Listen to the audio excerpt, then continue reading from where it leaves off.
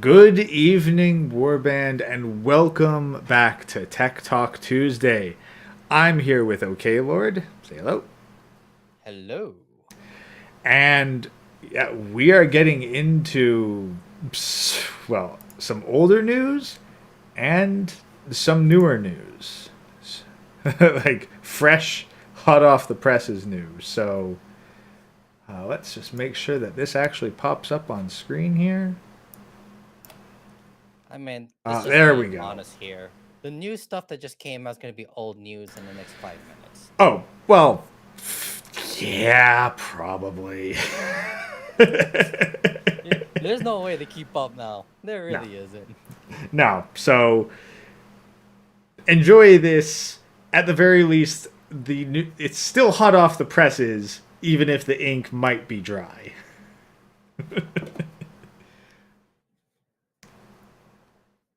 And okay, they're saying turn your volume up a little bit, or that might just be me with the desktop. I mean, I haven't changed my audio setting. I Yeah. could put it higher on my end though. No. You keep it. You keep it the same on your end. I'll worry about the volume adjustment because I have the outputs here. All right. For no reason, are we going to talk about Robussy? I don't think that's going to come up in this. I mean, we can talk about dirty talking. Does that work? I mean, like, we could. You know what? Let's get through the first two videos that I have planned up, and then we can talk about the not safe for work new Pygmalion AI, and then that'll be the Robussy.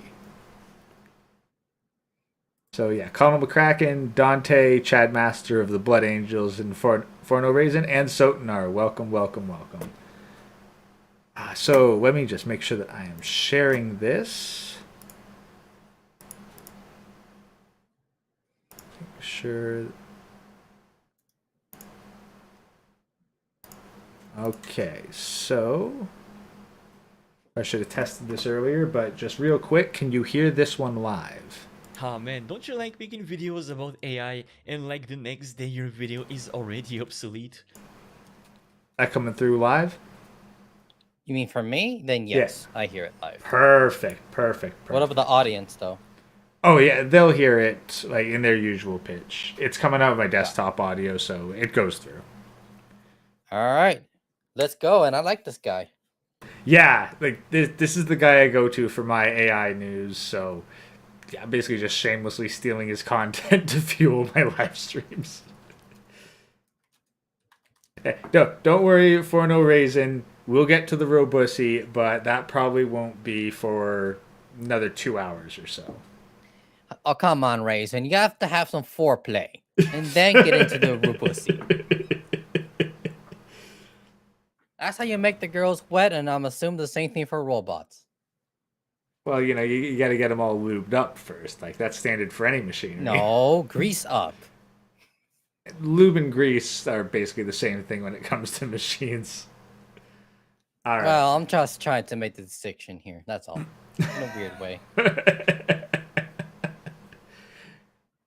Just WD-40 ain't good for long-term lubricant. You do want to actually use grease. But let us begin. So, yeah, from AI Entrepreneur, new text-to-video AI for making future movies. Ah man, don't you like making videos about AI and like the next day your video is already obsolete? Well, that's kinda what happened to me yesterday. Because if you haven't watched my previous video yesterday about the new text-to-video AI tool, well, first, go watch it. I mean, come on now. And second of all, in that video I was telling how we are very far off to be able to create pretty good video generation using text-to-video AI. And in my head, I really thought that it would take months before we saw another tool that can do something like that better. And lo and behold, a few hours later, Runway releases their new trainer for Gen 2. Their brand. Now, keep in mind, this is 1 month ago. So God knows what it's like right now. A new text-to-video AI. Wow, what a shocker. Welcome to AI News, everybody, where every single day is obsolete. And what's really crazy is that I also made a video about Gen 1. Sure, it was a long time ago, around a week ago. That's right, I made a video about Gen 1 like exactly a week ago. Telling everybody that, oh guys, it's just the first generation, don't worry, it's gonna get better. You'll see, in a few months, you'll see. Well, we didn't have to wait for a few months because Gen 2 is literally already here. So in this video, how about we watch what they have to offer, and also I will show you some very cool creations already made with that tool, already made with Gen 2, which are really impressive. And I'll also show you some videos made with the previous tool called Modelscope, videos made by the community that are very funny. Alright, so let's go. Let's first watch the trailer and see what they have to offer. That's the thing. I caught a little bit of this, and right away, some of the possibilities just went. Because they don't just have text prompts. Text prompts are recent.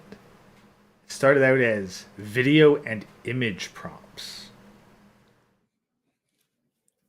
This is gonna be pretty exciting. Like, this is gonna make like the ability of making like quick YouTube videos with stock footage just so quick. Yeah, like And you could probably make your own movies at some point. Like, just give it a year or two. And people already tried it, actually. well, I forgot who did that. let's be honest here. How long does a quote unquote movie need to be? Well, it depends, right? The short, long, trailer. Like, I mean, there's so many applications we can refer to here. Yeah, but if we're gonna say, well, how long before people make movies? Like if it's a 1 minute movie, and let's say that each one of these can make, let's say, 3 seconds of footage. Like that just means 20 iterations strung together. Like you could literally make a 1 minute movie by every single day easily. Yeah. I mean, it's going to be an amazing tool, like we referred to before with not Photoshop. Um, we're talking about before with AI art with painters. Yeah, a stable diffusion. Yeah. Yeah, it's a tool. That's exactly what's going to happen. The diffusion is awesome. Now we're going to have the same thing, but for making videos, trailers, maybe talk behind something, or heck, it gets some extra details in something. Maybe, like, who knows? Like, this Well, stuff is heck, just improving. well, right off the bat, I'm thinking, because now I've started releasing music stuff and I've got the stable diffusion images that I'm using. What if I took that one step further and turned it into like looped imagery just based off the stable diffusion prompt image that I make? Oh, so basically you can have some, storyboard images, give it to, I don't know how this AI works. Like, this is brand new to me. But if you're able to give it scenes and then give it text to pretty much display what you want in the video, you can make your own little, music video. Precisely. So right away, I'm very curious to get on top of this. I want to queue up some dependable videos first, but maybe starting next week, I'll actually be doing music videos. And by the way, no, I'm not Chaz. No, Dr. G, this is not Chaz. This is okay, Lord. He's my go-to guy for talking about stuff in the tech industry.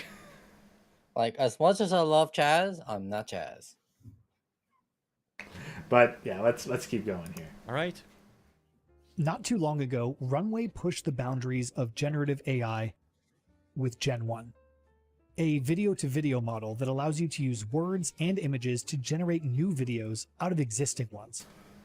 In the weeks since launching, the model has constantly gotten better.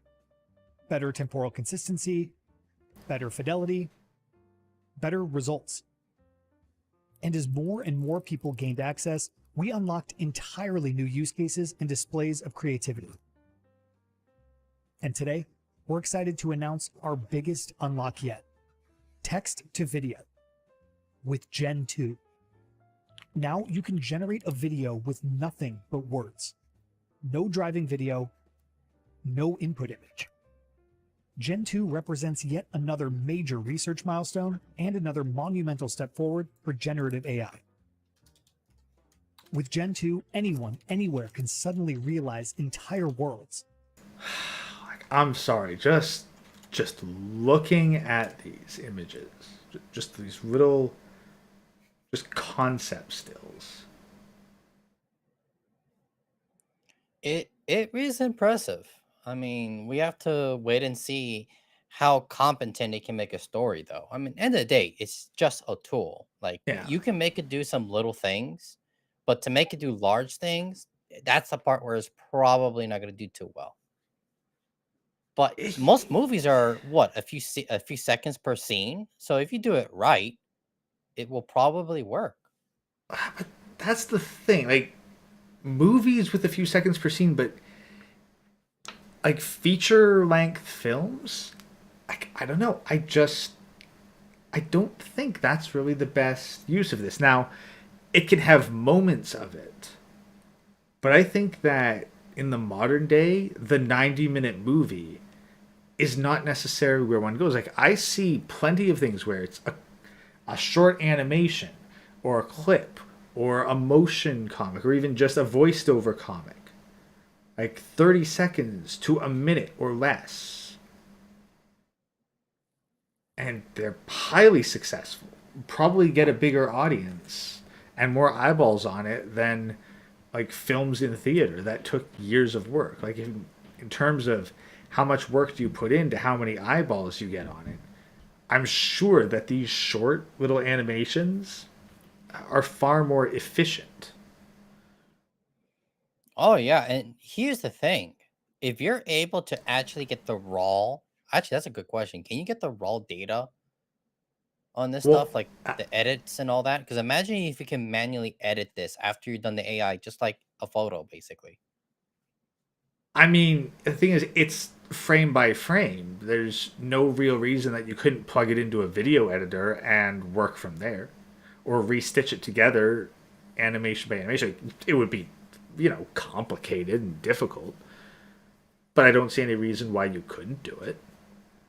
Yeah, because imagine you're able to put this in your software and it has all the layers set up. It has every type of like audio also done too. I don't know if it does audio, but imagine it just prepares all the framework for you, That's the thing. and I'm you pretty can add or sure. remove whatever you want. That's the thing. I'm pretty sure there's no audio, and I don't think that there's any video layers.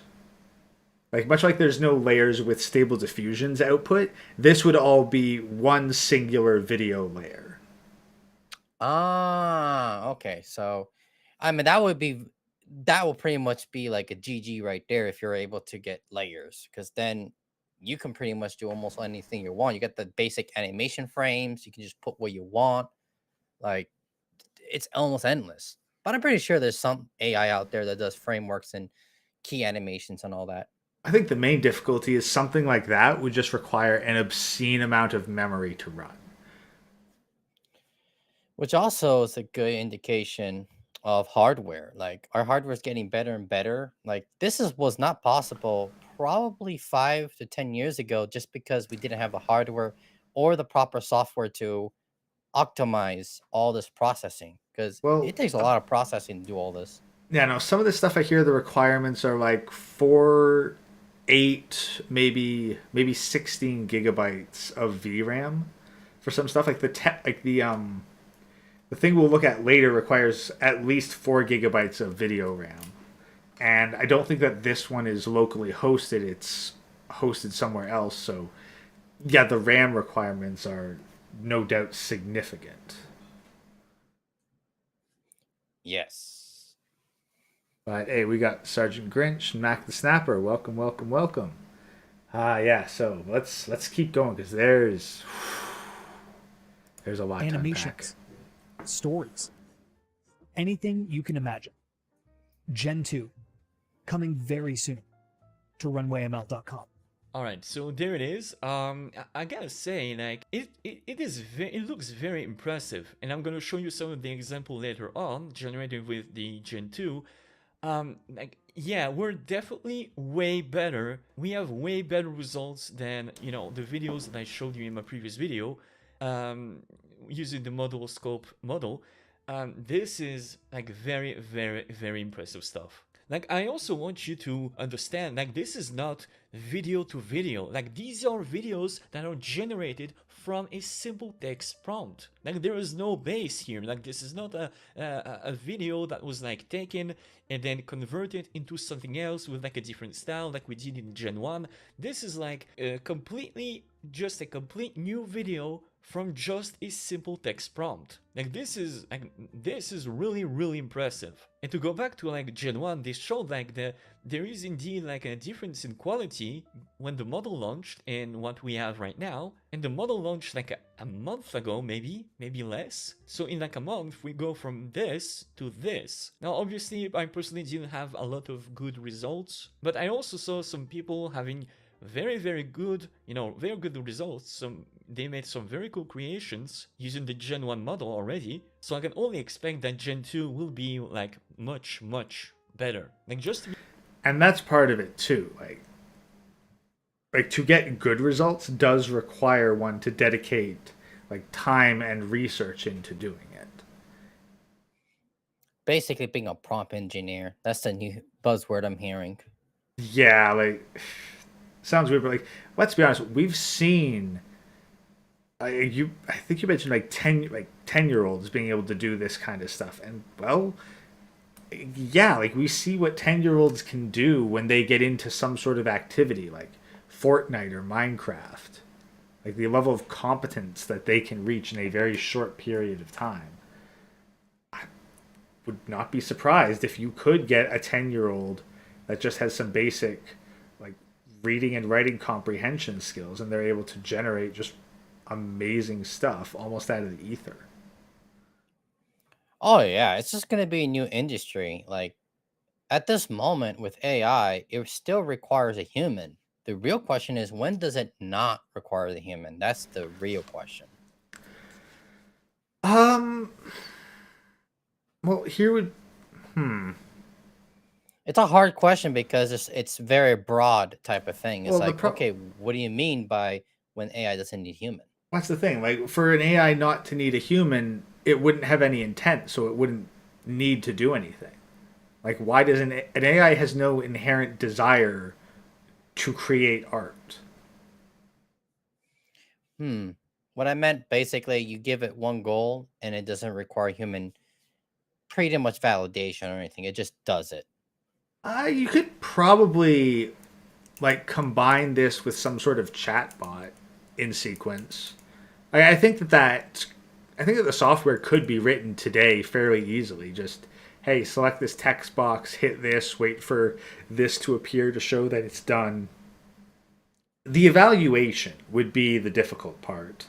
Like, how does the AI judge its own results? And that is the $1,000,000 question. Once we figure that out, AI is going to explode more than it is right now, because that's the hardest problem that AI has right now. Everything that we're using right now has been pre-calculated by a massive data sheet. It's been Well, pre-calculated, and it's not enough for the AI at this moment to decide, especially since it's been extremely biased lately. well, now, here's what I would consider. So, let's say you wanted to generate a particular like anime waifu. Well, Stable Diffusion has a system where it can look at an image and then figure out what tags it would it would have if it was uploaded to Danburu or Gelburu, because there's kind of a standardized system of tags for identifying images there. So what you could theoretically do is have it put in a prompt, generate the image, and then feed that image into its own evaluation system and see how accurately it matches the desired tags, and then give itself a grade based on the accuracy of such a thing. Like that would be... So it's self-grading itself. Yeah.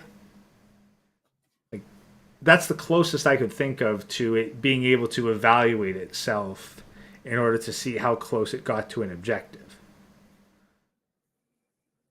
I mean, it could work. It's just that it has to be smart enough to understand why it's better. And that's the $1 million question. Most AIs don't.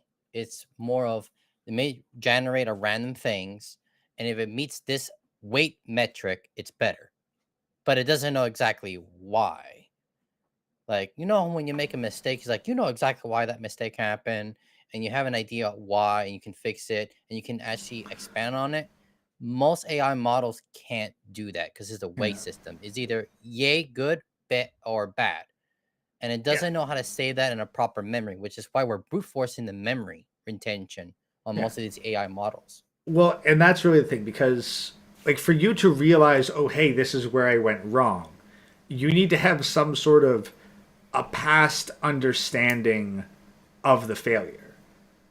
Like, if I die to two separate bosses in Elden Ring, I can use my memory of experiences from a previous boss to understand. Like, I've played so many Soulsborne games and had so many fights that I understand, oh, hey, this time I took a bunch of damage because my timing was off.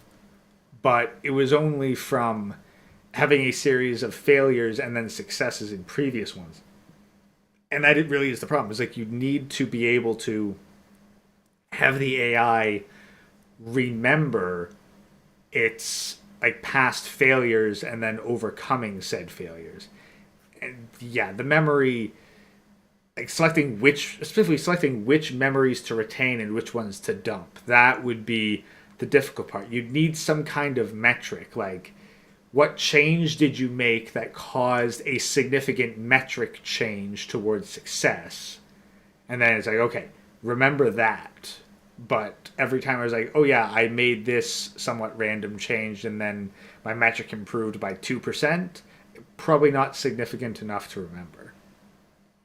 I mean, it is possible if you have enough abstractions, because right now, everything we're doing is brute force and a very, very deep level of zeros and ones. And Yeah. also a question to chat, not a question, but an answer. Dante, it is not in the best interest to try to mimic the human brain in AI because we have neurons that work very different from how computers work. Maybe with quantum computers, but we're too far off on that. But it's something that you can put in the back burner, though. One day that will become very relevant. Like we're trying to get there with neural networks in terms of a rough simulation of the human brain.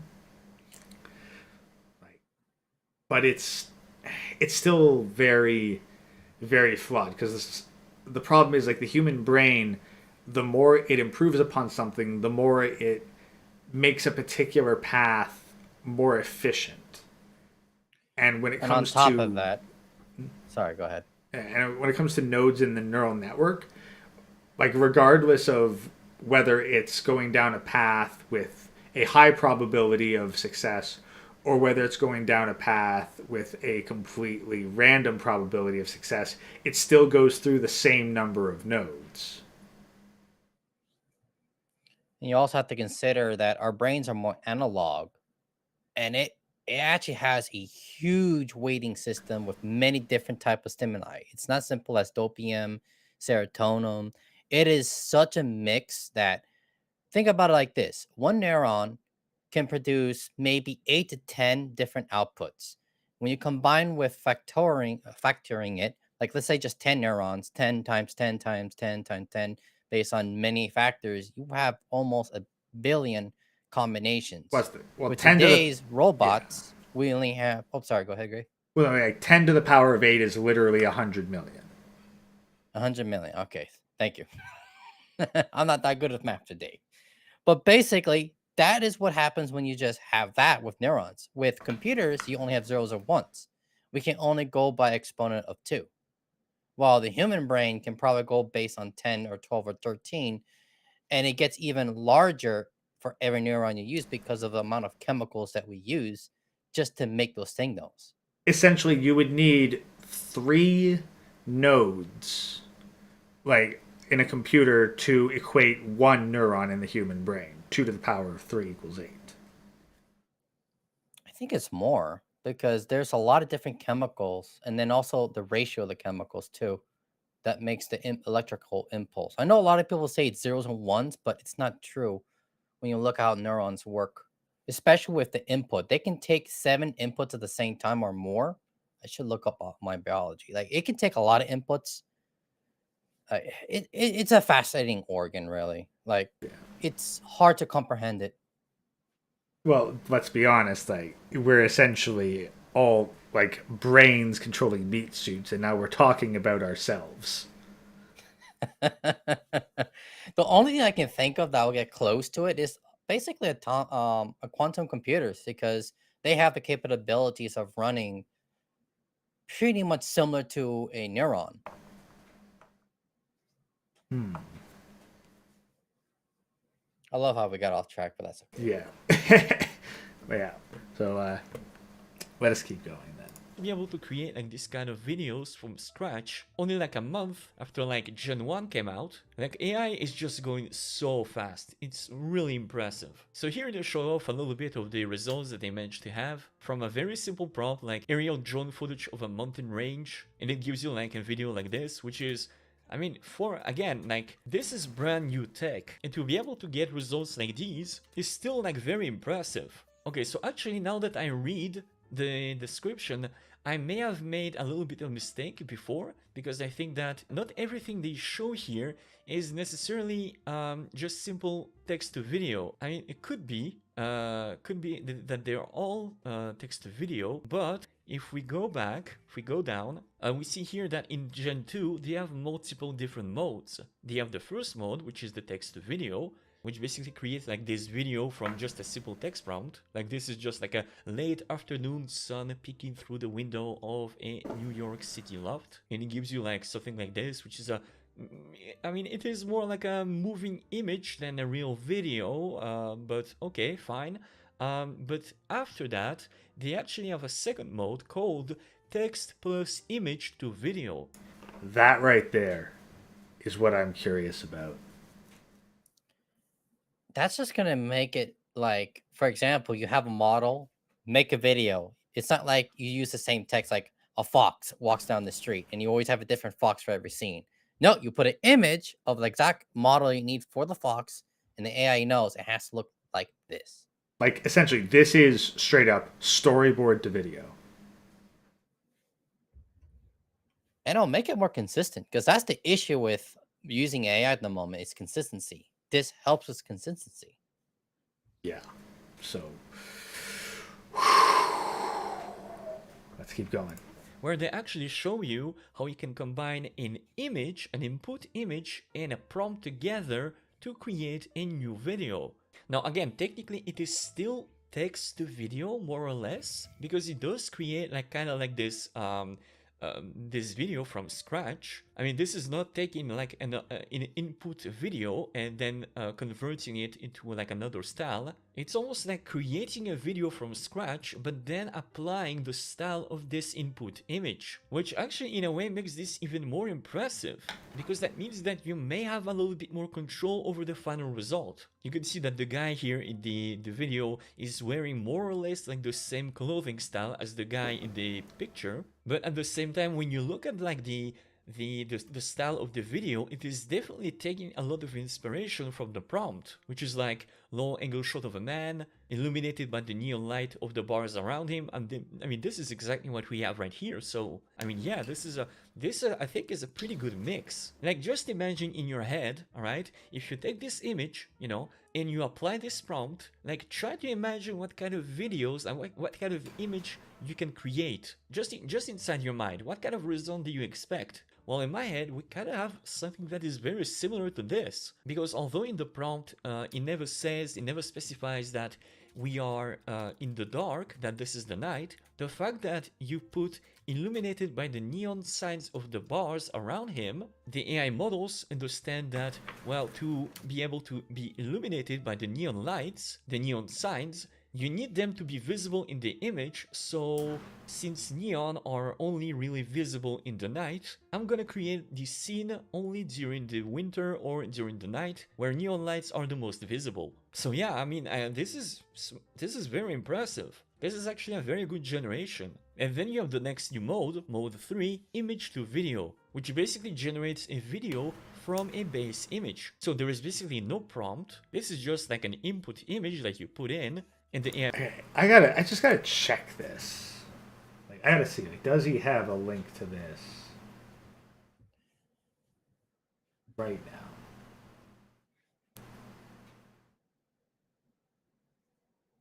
Where? What the heck was this called? Let's see. Way, I think he said.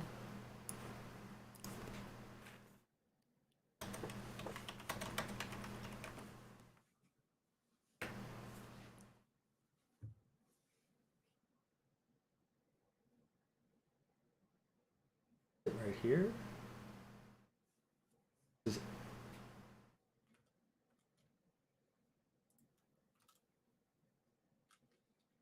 Let's add images to video.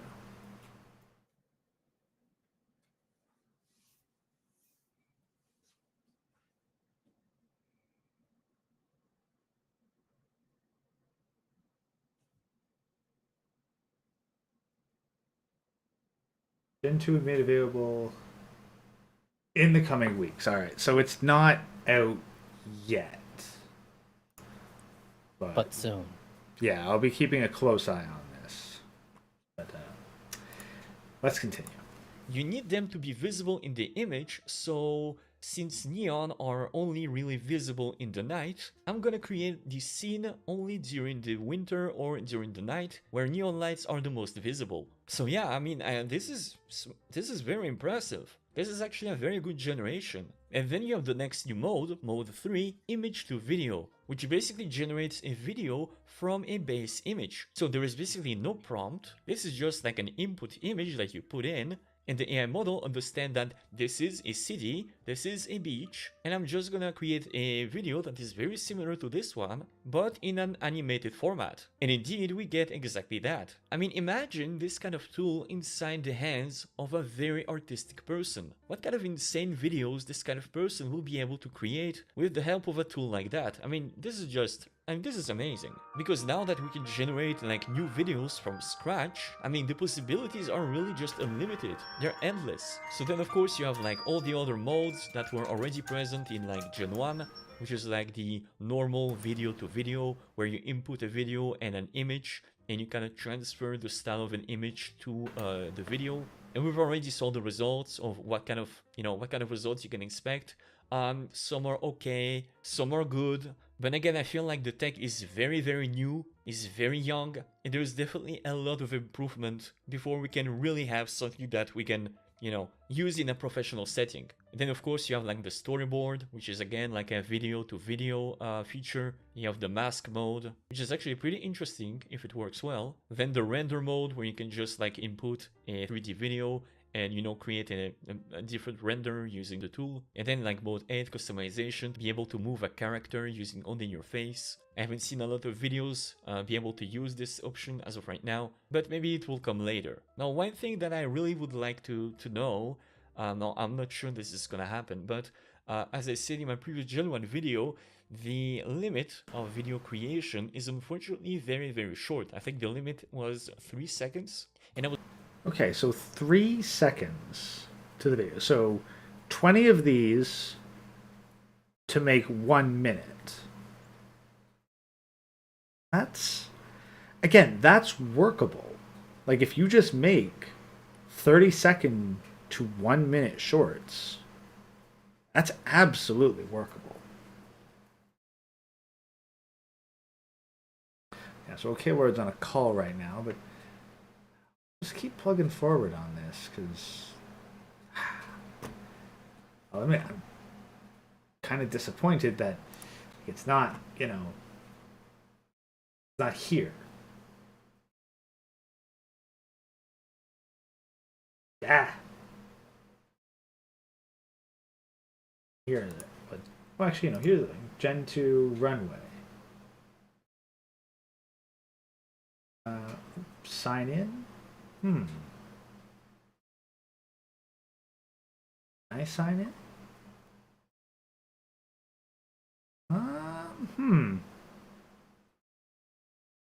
Well, we'll finish the video and then we'll see whether or not we can actually do anything with this.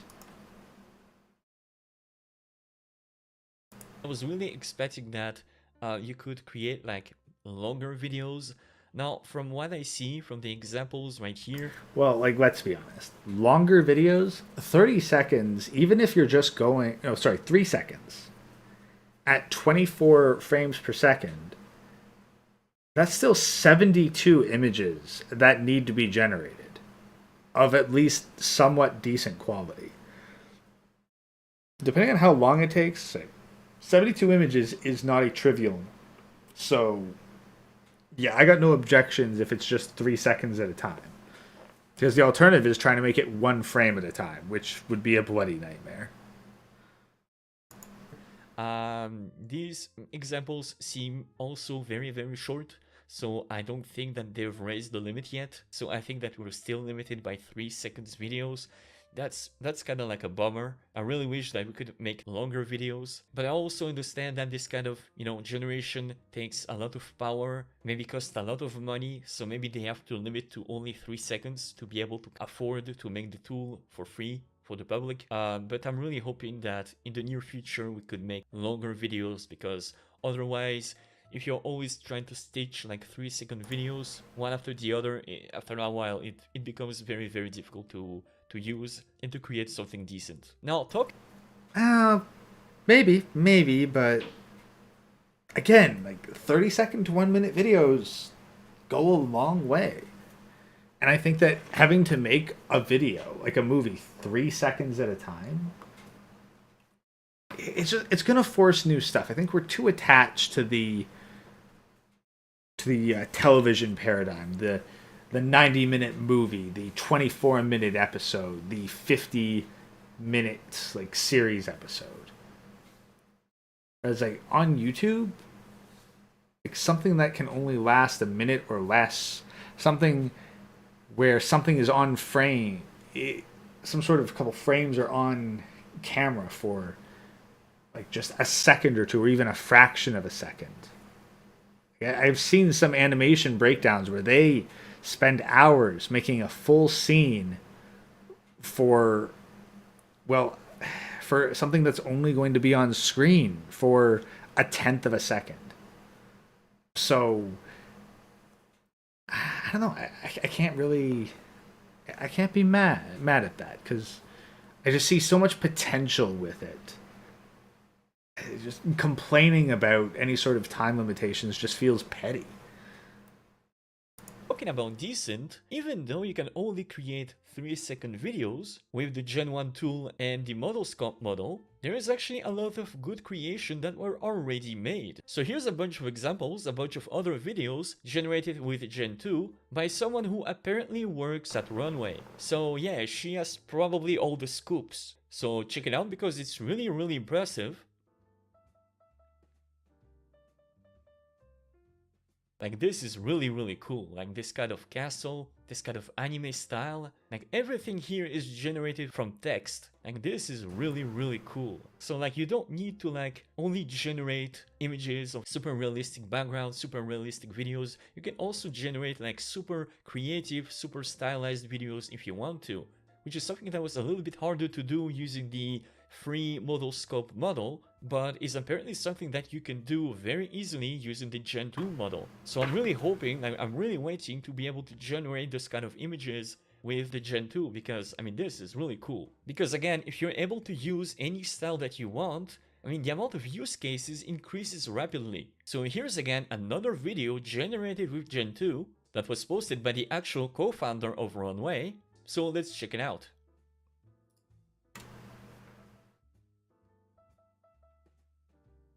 And yeah, again, I mean, very impressive. I'm not sure if this is like text to video or a form of video to video, because I'm putting my money on video to video, because looking at this makes me think, is this a Predator remake?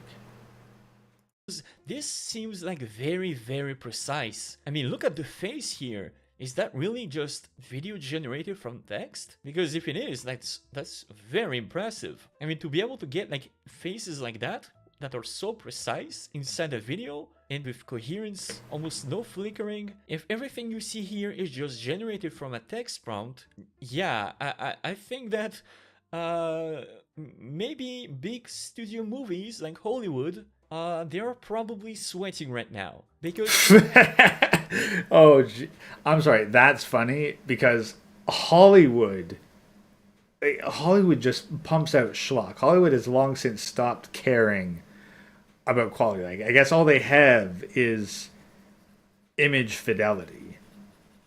But like, I don't know. I just think that the theatrical movies they're by and large outdated.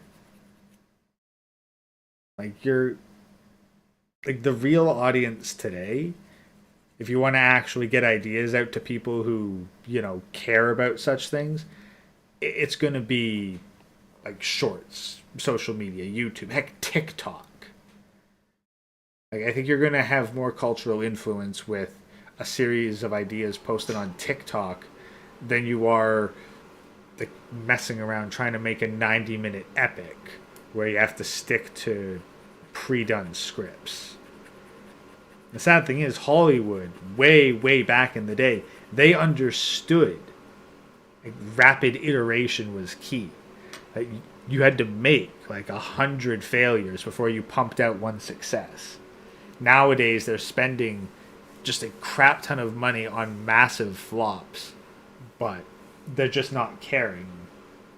Probably because they're getting their money elsewhere. So, like, Hollywood has stopped caring about making anything good or even iterating or innovating. So, like, if Hollywood doesn't care even when they didn't have this kind of competition and they flop, I don't think they're going to care when this stuff proves competition. I was saying people got diminishing attention spans. 2-hour-long movie is hell. Well, I'll be honest, yeah. Like, it's hard to even justify sitting down. Like, I keep hearing, oh, John Wick 4 is really good. It's like, I am not going to drive like a half hour to the nearest movie theater that's still open, watch an hour and a half movie after paying overpriced stuff, like for food and seating, and have to deal with who knows what from the people around me, and then drive a half hour back. Like, that's at bare minimum, that's going to be a 3-hour excursion. Like, I'm a busy dude. I can get a lot more done in 3 hours than watching a single movie. And I've already got a backlog of stuff that I want to watch and have somewhat of emotional investment in, whereas I just do not care about John Wick. I'm sure it's John good Wick? and all. Yeah, like, because that's apparently something decent that Hollywood has put out recently. Like, probably the only decent movie for months. But I just I'd rather cannot... watch anime. I agreed. It's like I don't care about John Wick. Like, I legit have books to read that I'm far more invested in, and like I can tear through a lot of book in 3 hours. And personally, I want Hollywood to just burn out of existence. Yeah, It so does not deserve our money.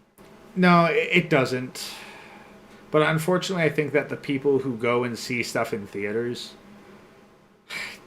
like, I'll be honest, like, I hear people talk about the stuff that they saw in theaters these days, and I wonder, like, is it me? Am I just out of touch with other people? Because I listen talk and they, like, maybe have, like, let me put it this way. They watch a 90-minute movie. They talk about maybe 10 seconds of it.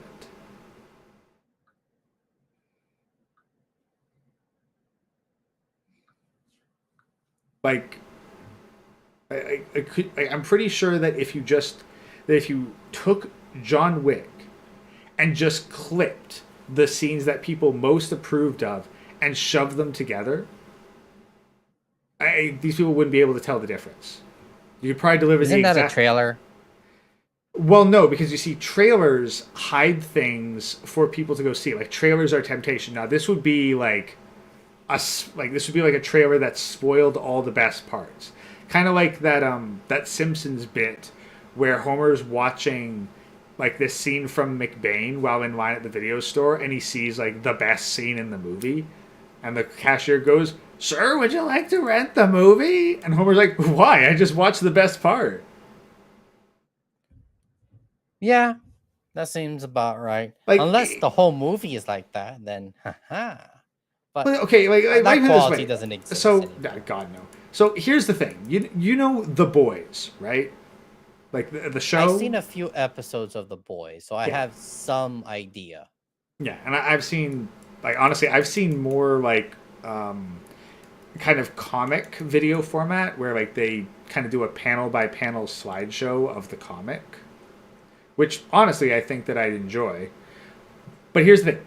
Every single person that I have heard talk about The Boys, they talk about this one scene.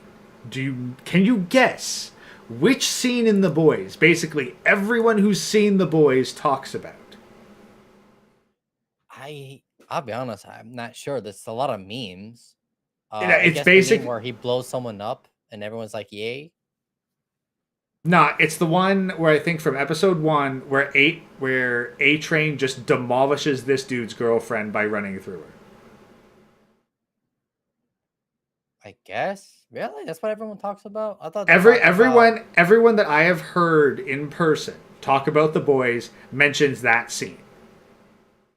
Like that is the scene that they talk about, and they like it's like, "Oh hey, you remember that scene? Yeah, I saw that scene. Holy shit, that was crazy." Or that was hilarious. I completely forgot about it. Well, that's the thing. That's what these people fucking talk about. Like, of all the things in The Boys, which again, I have barely watched any of. I'm honestly have more memories of the comics than I do of the show. I'm just out of touch because I never considered that would be what everyone talks about. I'm thinking about like when he blows up someone's head, all the weird bullshit from I forgot the name of the guy where it's like he's like Superman but not like the Homelander, complex he yeah. has. Homelander, there you go. Yeah, I like the complexity of him, but that scene of all scenes, like Yeah, that's the scene, which I'm pretty sure is like in the opening minutes of the first episode. And it's like, y'all apparently watched, like you guys probably fucking sat down and watched like 50 minutes of footage for just episode 1. And the only scene you talk about is probably within the first 5 minutes. fair enough. If I'm out of touch, I'm okay with that. Because look, I know why people like going to the movie theater. It's a social thing. I don't like the social aspect of it. I'd rather see it in person in my house with a giant TV, my TV with my own popcorn, and not someone masturbating next to me. Yeah, that's not the hot. It's not the hot liquid you want on your popcorn. No.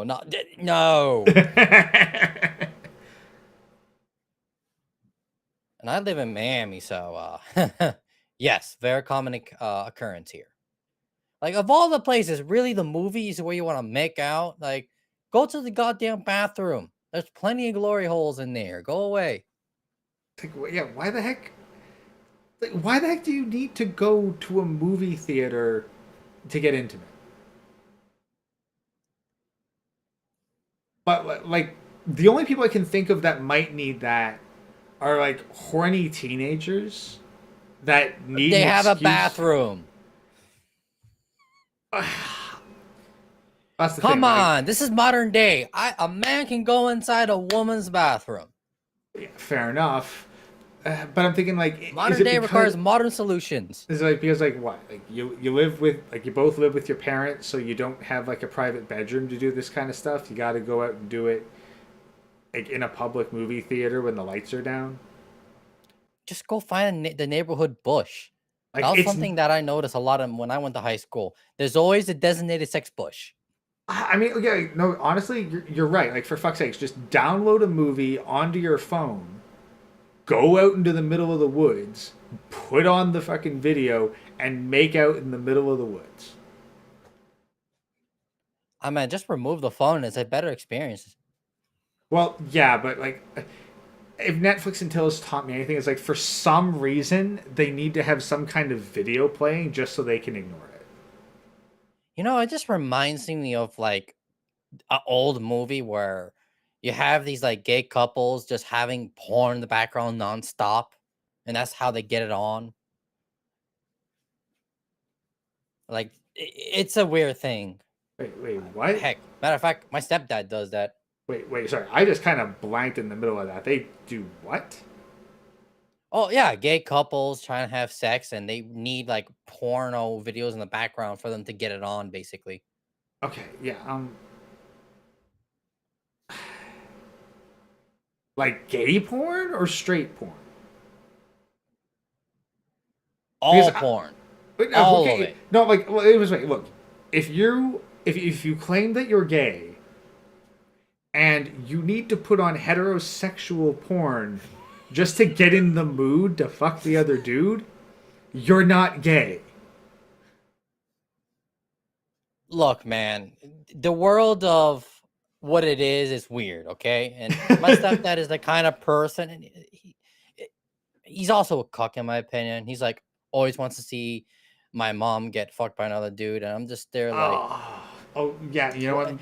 It might be the Yeah, whole like fucking the voyeuristic is like no, I need to see someone else having sex for me to get it up. yeah, no, my stepdad has a massive obsession when it comes to porn. Like, wow. I mean, he literally. Oh, I mean, it makes sense. He literally made millions of dollars in the porn industry. But come on, man, this is real life.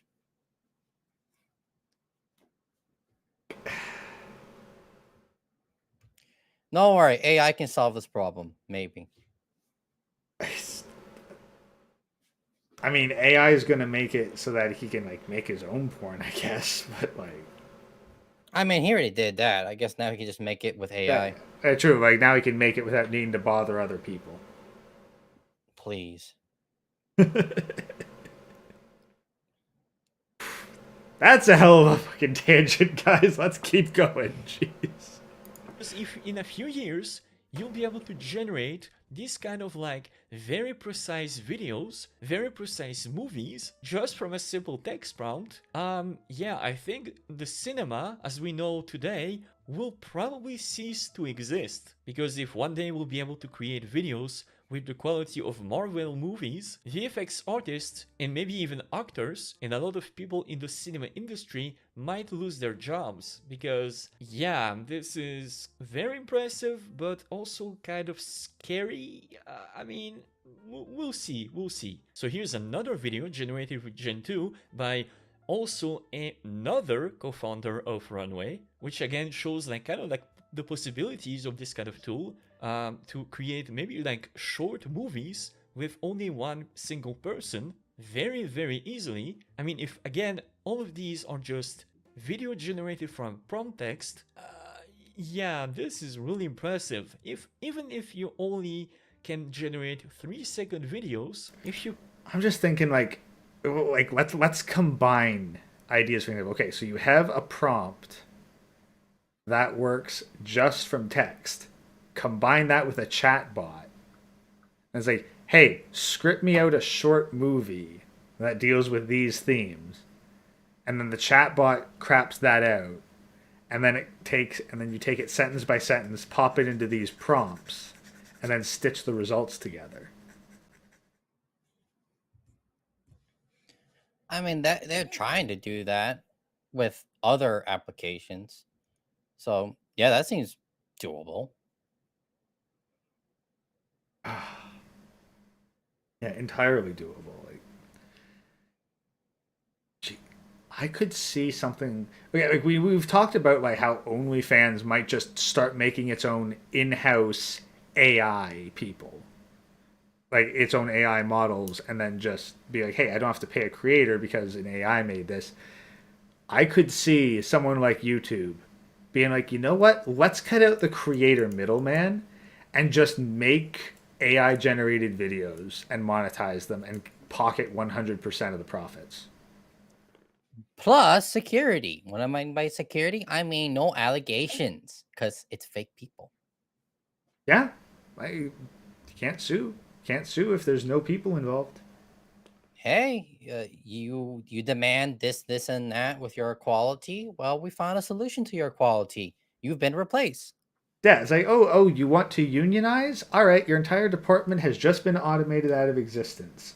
Good luck with your no skills that are actually monetizable. It's so funny. But that's karma. That really is karma. Look what happened with McDonald's over minimum wage, where now employers are basically wait, a cashier machine costs us 10,000 and an employee salary costs us 23,000 a year. I wonder what's going to happen. Well, and here's the other thing is that McDonald's employees, the ones that do actually get hired, because they don't get paid very much, they do not give a fuck.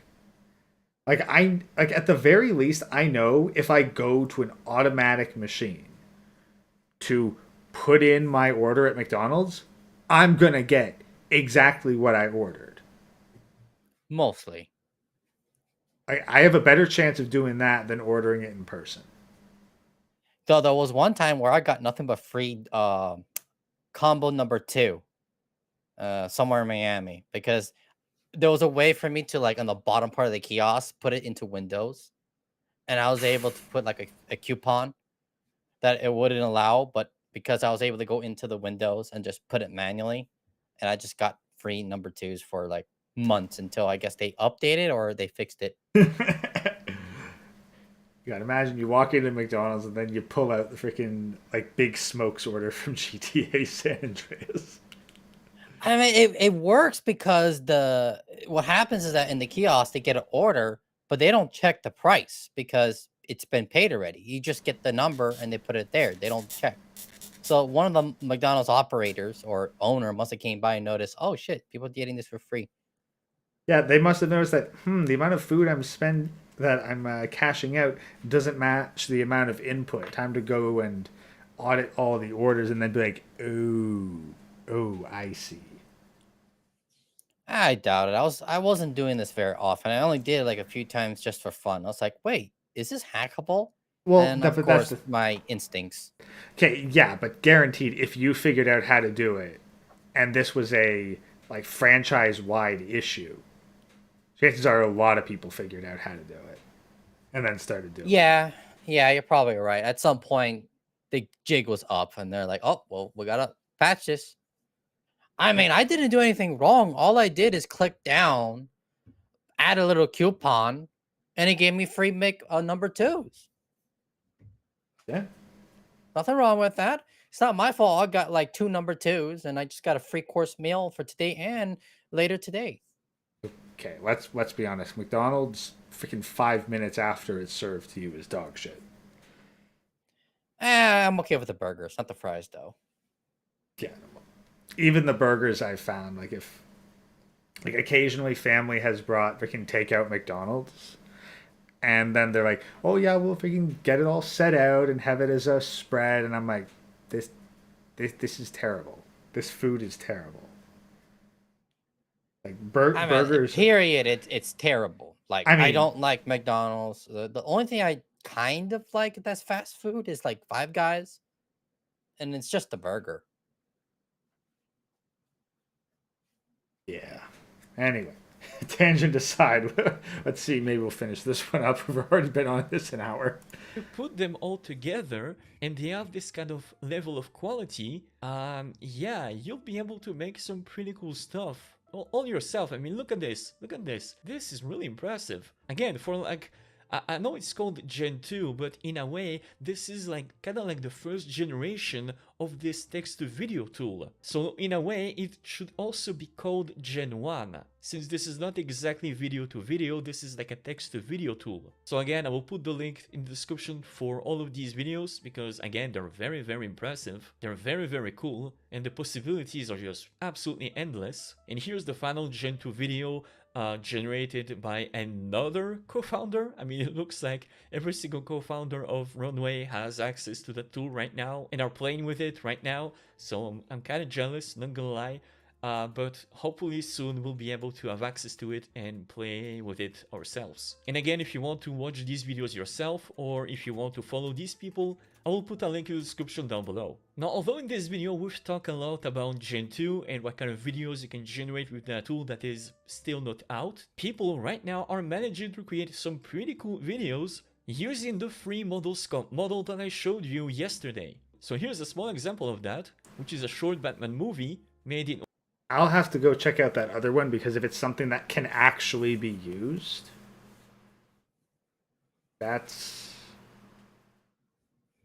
just got potential right there. So I just want to see this in video games so badly. Like, ah, it's just a perfect time because I have so many video games I want to make, and all I need is the art. Like, I know how to do, like, get the game logic working, how exactly how I want it. I just need the assets. The assets takes forever. well, like, I'll be honest, man. Like, if you can just get like moving squares and placeholder stuff, just let me know the art assets you need, and I can probably start generating them. Ooh, maybe. I mean, that's gonna be like next year because this year I'm just trying to finish my work and also start my own company. Yeah, But but once like I if get free time, I just want to make a shit ton of video games, and that's well, what I need. that's the thing. If you can get something that just requires 2D assets, design the game around just being 2D, yeah, let me know, because like either I can make them or I can hook you up with someone else who can. That would be good to know. Most of the games I have in mind were 2D because most games do not need to be 3D. Let's just be honest here. Yeah, like, and just like 2D is so much easier to iterate. It's much easier to make a 2D game than trying to do a 3D one. And you can make a 2 game look like a 3D. There's a lot of games out there that fake being 3D, but it's actually 2D. Oh yeah, no, a lot of the old like RTS games where it's like a sprite, it's moving on a 2D plane, but the sprite appears to rotate and look three Oh dimensional. yeah. I mean, that's what I'm planning to do. Like, if I can avoid 2D, that's what I'm gonna do. Because you can add a fake Z access point, basically. Because once you understand how dimensions work in a game system, you just have to have a Z access or index, and that's it. You Yeah, only need to use it when necessary. yeah, and like Godot's got like a Z index built right into it, so like it's factored in with game engines. Oh yeah, that's the engine I'm planning to work with in the future. Because after the version 4, and I even got some like Udemy videos, so I can make some small games for learning purposes. Also, I may actually have to teach that soon in my job. Oh hell yeah, yeah. No, So I've my job's on fire right now. yeah. There's actually like a Godot course bundle on Humble Bundle right now. I'll probably end up picking that up.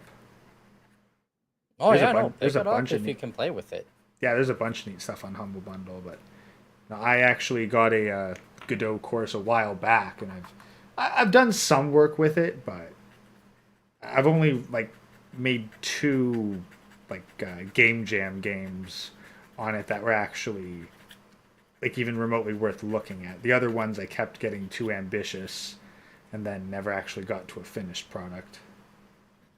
Yeah, that's the issue with game design. Always go for the gameplay, forget story, forget everything else.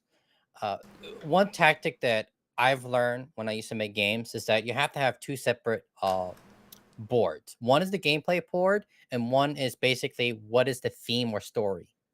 And you have to keep them separate, and you only add them based on what you think makes sense. Because once you start mixing it all together, it becomes that freaking like monster that you're describing. And, but even like, even trying to make something that you think is kind of simple, like there's a huge difference between having a D-pad and one button and a D-pad and two buttons. Like it's exponential levels of growth. Well, making games are hard. And in the past, if you want to show off your coding skills, it was literally making a video game by scratch. like everything by scratch. Which, I mean, yeah, like one could do it, but just a royal pain in the ass. Yeah, and nowadays the industry has changed so dramatically now. I was talking to my boss, and they no longer, well, sorry, I should say, tech companies are no longer looking at portfolios as proof that you did it. Really? Yeah, this is from Google, Amazon. So even if you have a good portfolio, the issue is that a lot of these tech companies think that you took it from someone else, which is telling me that a lot of the hiring managers don't know what the fuck they're doing. Because in the past, hiring managers can tell when this portfolio is fake or copy paste. If they can't tell anymore, that's basically telling me that the hiring managers don't know what they're doing. Well, let's be honest. Like, most companies these days are hiring based on ideology rather than performance. Yeah, that would make even more sense. So, like, it's It, really sad. We're the point where you have a great portfolio. It's definitely your work. You can tell it's your work, and they can't tell. yeah. Oh well, the future's here. Yeah, well, as far as I'm concerned, that's just going to mean that until these tech companies get their shit together and put competent people in their HR departments or put competent people as their hiring managers, they're just going to keep on losing out to indie. And I'm totally okay with that. Yeah, for example, in my workplace right now, this freaking kid, I mean, they them, uh, he screwed up so badly 3 months worth of work because we're using a system that grades students. And I specifically told them months ago, hey, don't use Ansabel to grade these stuff because we're going to be grading them on how well they use Ansabel. So we can't use Ansabel because every time they do inventory or any of that stuff, technical jargon, they're not able to actually grade it properly. So we have to use something else. Guess what the kid did? He used that instead because all the functions and models I made are available. So all that work is useless because when you run it, it's always going to be 100% graded because you're using the same fucking system to grade it that the students are using. So it's just going to mark it 100% anyway. Dumbass. But yes, you're 100% right. And that's why there's so many tech layoffs. Yeah, well, because now all the investment capital has dried up, so now they actually need to be profitable. And Yeah, they're you not. can't pay someone 3 months to just copy paste my code and then find out it doesn't work because what you're grading is the system that the students are using to also get the grade. So it's always 100%. Oh, it works. It works. You see, it's 100% always. Have you checked to see if it's not, 100%? Yeah, imagine that 3 months, not checking to see if it fails. Yeah, it'd be like, hey, this student got an A plus in every class for 3 semesters in a row. Yeah, nothing suspicious here. What? Every student got 100%? Yeah, no. They're all just really, really smart. Every single one of them. Working as intended. Because the whole day today, I was trying to find out why was this always marking everything as correct when I know it's not correct. But this kid doesn't do that. He's like, oh, it works perfect. Place it there.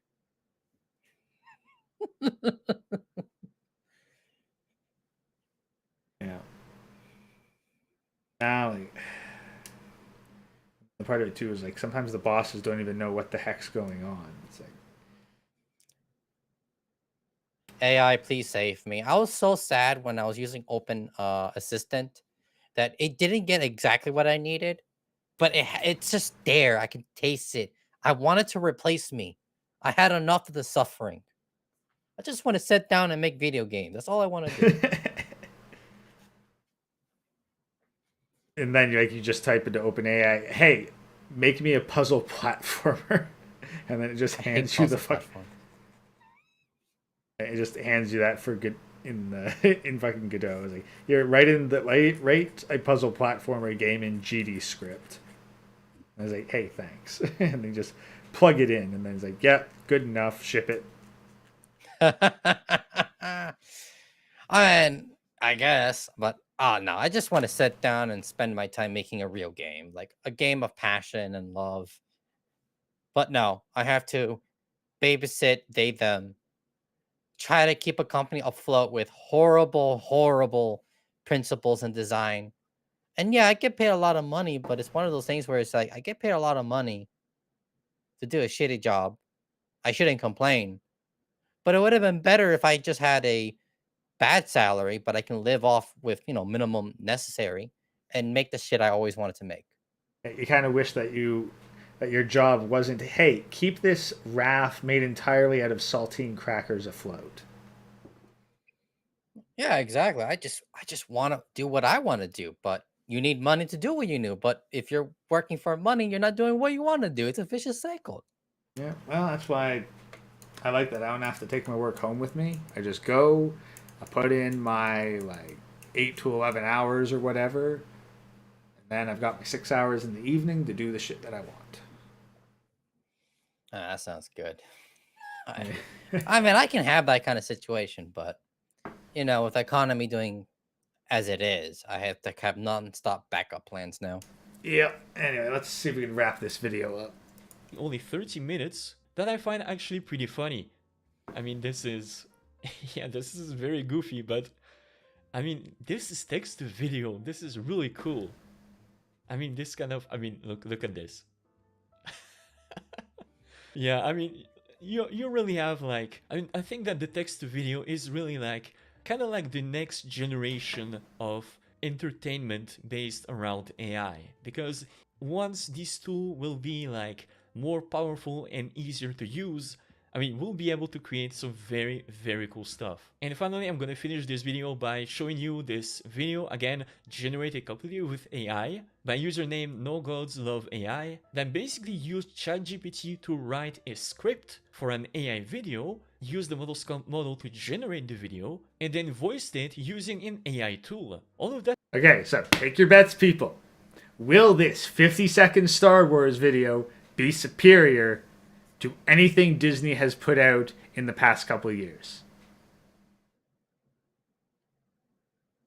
You already know my vote, even though it has a watermark It's all really over funny it. and entertaining video. Take a look. This primitive world, Earth, what do they have that could possibly stand against the Empire? This giant supply station must be an advanced military outpost, the Wall of Mart. Ah, I see. They grow their warriors to immense proportions. Most impressive. Perhaps we should recruit these giants for our own army, or not.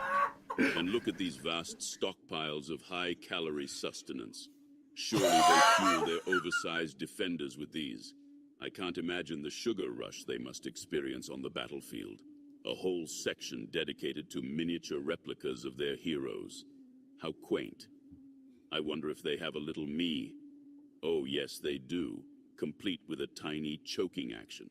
These domestic contraptions appear to be more advanced than I expected. I mean, you look. Do you see what I mean? You see what I kind of laughed. creation we can make. That's the thing. Like, right I'm now? laughing. I'm Like, smiling you don't more. even need to wait for. Like, I'm legit. Like, I enjoyed that more than all of episode 7, which, like, that's the only one I actually bothered to watch. I haven't seen any of the Mandalorian or episode 8 or 9 or Solo. But like right there, just hearing that, like that's funnier. It's freaking brilliant. Also, I didn't watch the new Disney Star Wars stuff. I just heard how shitty it is. This is worth every penny, and I didn't spend a dime. Yeah, like I'll be honest, there are 3 moments in episode 7 that I actually think are good. One, Kylo Ren stops a blaster bolt in mid-air using the Force, and you get to actually see what a blaster bolt looks like mid-flight. It's kind of cool. Number 2, instant muffin. Like, just add water and, like, instant muffin. It was a very, very cool practical effect. And then the third one is the Millennium Falcon basically does a loop-de-loop. And you just get a really neat shot of it. I noticed a pattern in everything you said. It's like the special effects and nothing to do with story, direction, Just the special effects. Yeah, that's the thing. Like, really, like the practical effects and these special effects. That was the only thing I liked about episode 7. The story was hot fucking garbage, and I remember getting actually. Okay, so they really wanted to hype up this new Boba Fett-esque character to the point where they even got like Brienne of Tarth to play them. Helmet's on the whole time, but it's Brienne of Tarth from Game of Thrones, and I was actually kind of interested. Captain Phasma, right? Yeah, like she literally has like 2 lines where she like intimidates this one stormtrooper who ends up becoming like a kind of a sidekick character. Like you think he's going to be the like a protagonist, but he ends up becoming a sidekick. And then like near the end, she is off camera tossed into a garbage chute. She has maybe 5 lines in the whole movie.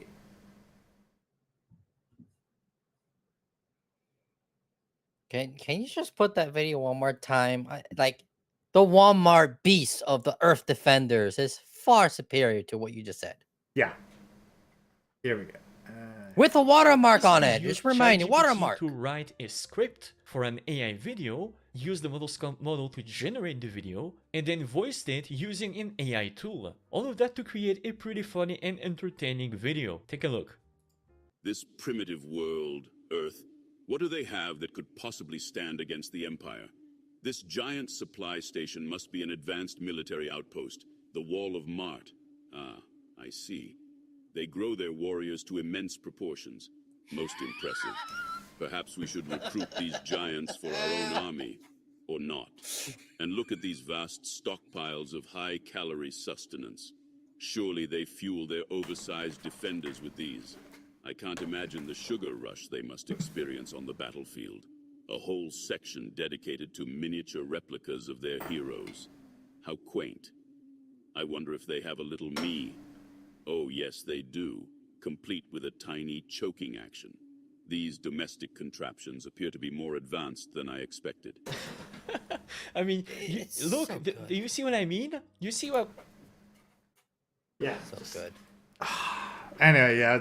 Try to wrap this up. 1.5 to go. What kind of creation we can make, like right now? Like you don't even need to wait for Gen 2 to come out. You can do it right now, just like this user did. I think this is a tool that will be very popular among meme creators. Like to be able to generate anything, any meme in any situation that you want without even going outside is just like it's nuts. Like it's bonkers. It's amazing. And again, like even if you are like bad at voicing a character yourself, these new AI voice tools are so good that you don't even need to use your own mic. You don't need to be able to speak English correctly. You don't need to have a good voice. You don't need to have a good mic. Every single tool that was used to create this video can be found and used online for free from anywhere in the world. Oh, and by the way, since we're talking about the model sculpt model, a little update is that you don't necessarily need now to use the Hugging Face demo. You can actually use this now inside Google Colab. That's right, so now you don't need to wait in a queue for hours to be able to generate your video. You can do that inside a Google Colab doc. Again, I will put a link for this in the description down below.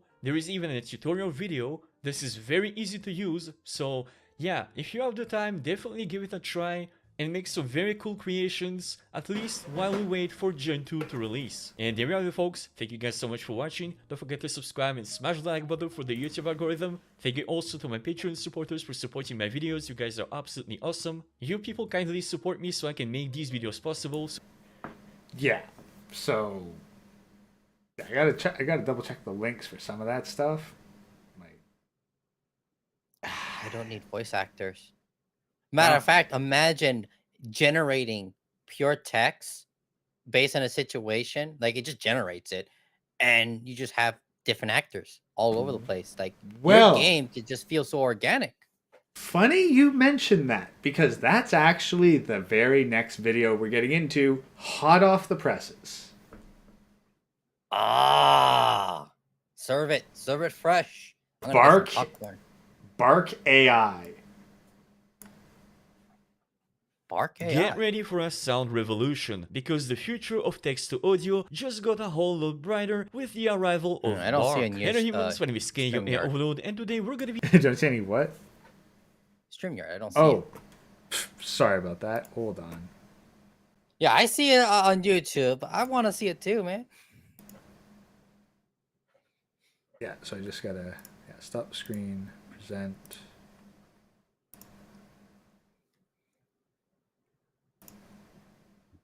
There we go.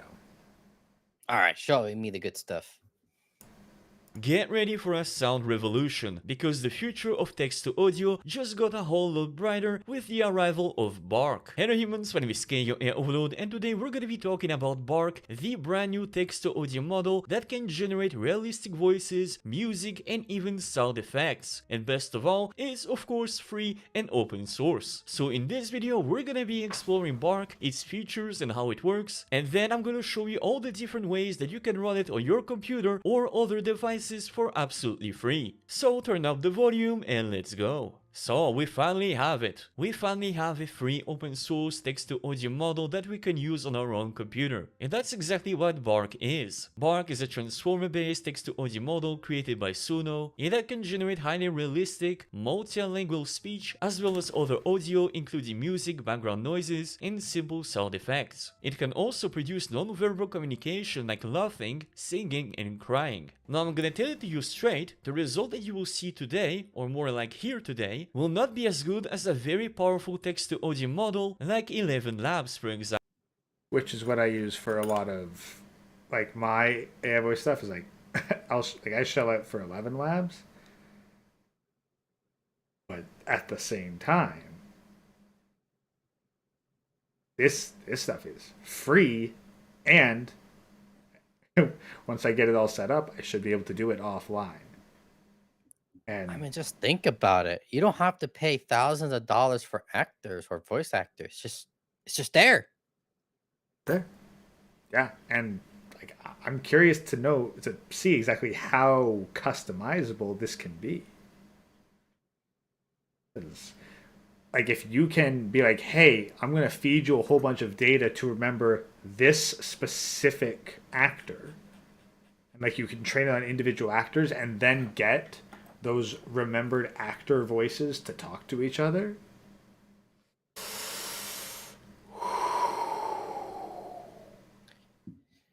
Man, why can't they just replace my programming job? Like, they call for the most, I won't say the most useless jobs, but I'll say the most, like, if we were to lose it, society would be still fine kind of job. Like, hurry up and replace me.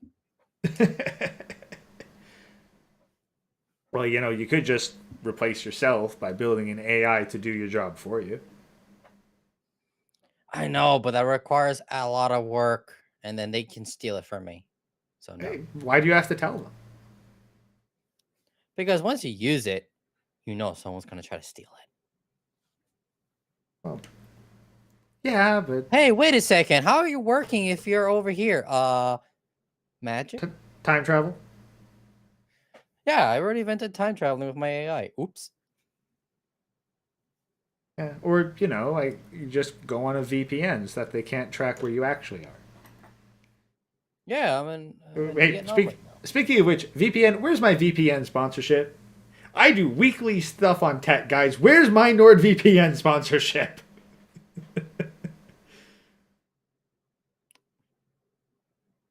I do gaming and I talk about tech. Like I am Actually, wait, you do gaming? Where's Shadow? What is it called? Shadow something? Raid Shadow Legends. Yeah. Yeah, that one. Where's that one? That one, Yeah, they pay for like everybody. Yeah, like where's my Raid Shadow Legends? Where's my NordVPN? Like I am not sponsored and I am absolutely sponsorable. Maybe we get sponsored by Microsoft to use their AI stuff. I don't know. Yeah. They'd have to pay me quite a bit. I'm not going to say they can't pay me because I know myself. I can be bought. Same here. Let us continue.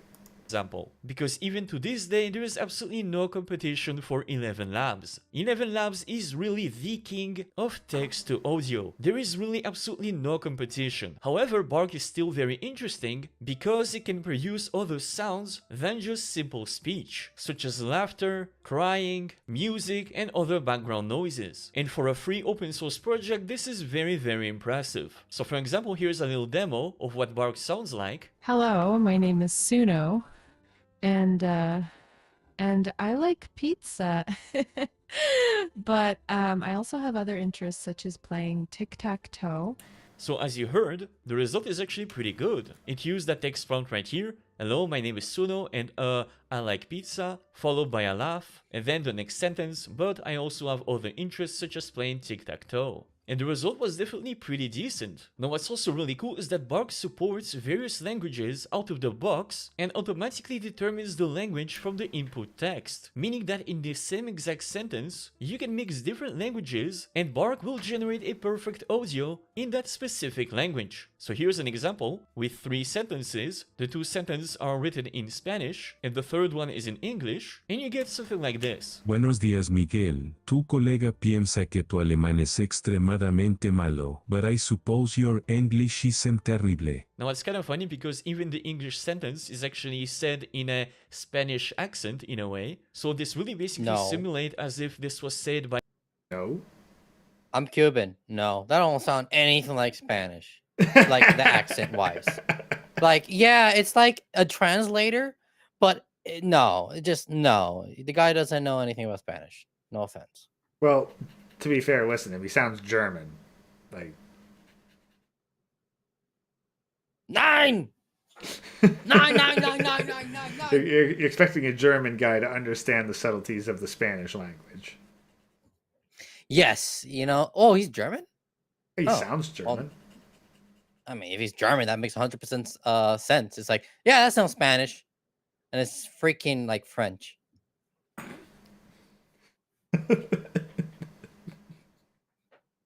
You know it's true. Well, no, it's like both French and Spanish have their roots in like the Latin. Like they have the common ancestor in the Latin language, whereas German does not. So they would kind of sound the same.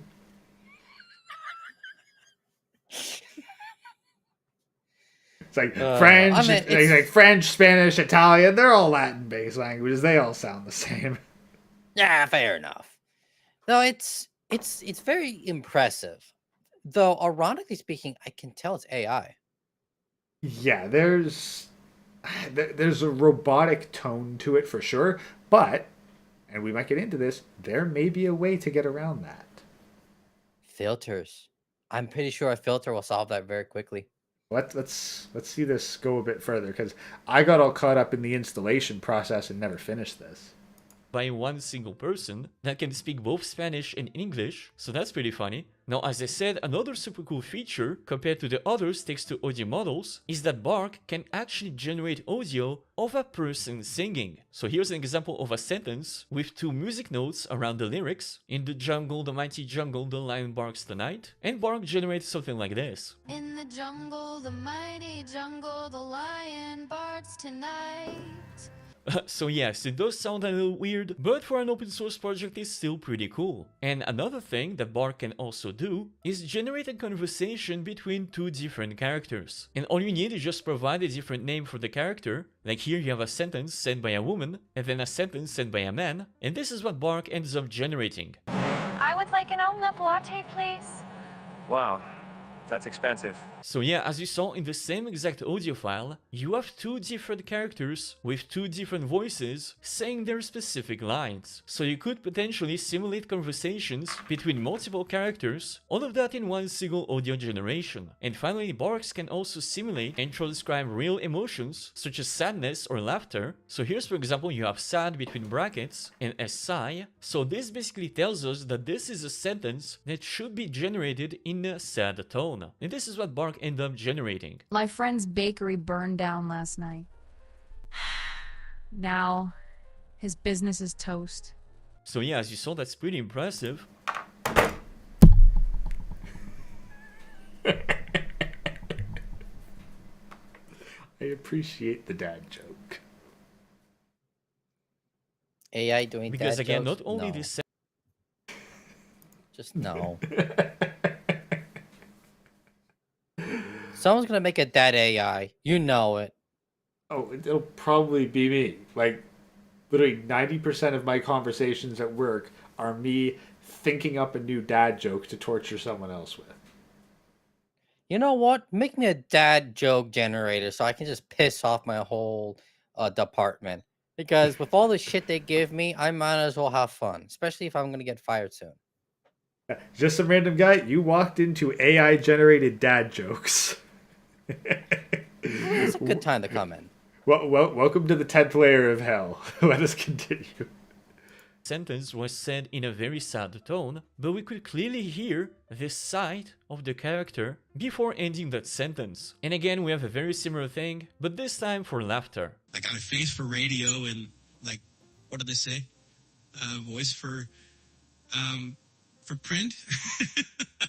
So as you heard, at the end we have a laugh, and in the middle right here we can even pause for a moment to emphasize, for example, the character's uncertainty or hesitation. So yeah, that's pretty cool. Oh, and by the way, do not be afraid of the quality of the audio right here, because in the end I will show you a very simple way to improve the audio of this generation using a free online tool. So the result that you see right here can actually become way better. Okay, so now that we saw how Bark works and what kind of results you can expect, how exactly can you use it? Well, you can either use the online demo that are present on the Hugging Face website, which is very easy to use. So here, for example, you're gonna input a text, then you're gonna choose a speaker, and then you can simply click on submit. Now, unfortunately, because a lot of people use this demo right now, you will be probably in a queue for a long time, which is why you can use instead the Google Colab doc, which is super easy to use. Basically, just run the first cell, then scroll down, run the second cell. Here you're gonna write your prompt, and then run the cell to generate your text that you can then play or download onto your computer. Very easy, very simple to use, and you don't need to wait in a queue.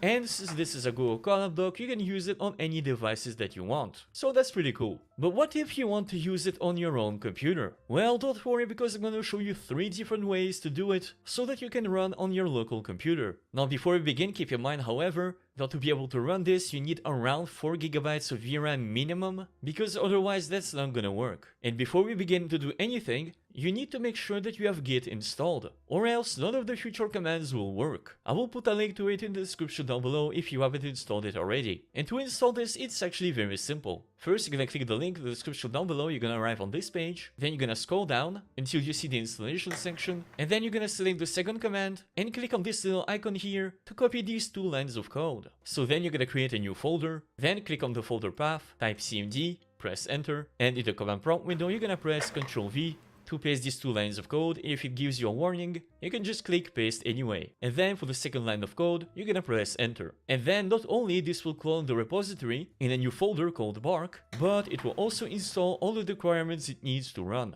Now this is where the installation might become a little bit more complex for some of you, because you need to make sure that you have PyTorch installed, and to check if you have PyTorch installed, again you're gonna click on the folder path, type cmd, press enter, and then you're gonna type pip show torch, and then press enter. And make sure that you have something very similar to what I have right here. If for some reason you don't have it installed, you can use this command right here that you will find in the description down below inside the command prompt window to install PyTorch. And then just in case, but it should work without this, you're gonna install soundfile and IPY widgets by running these 2 commands, pip install soundfile and pip install IPY widgets. Again, I will put a link to these commands in the description down below. But this could actually work for you even without these 2 commands. But now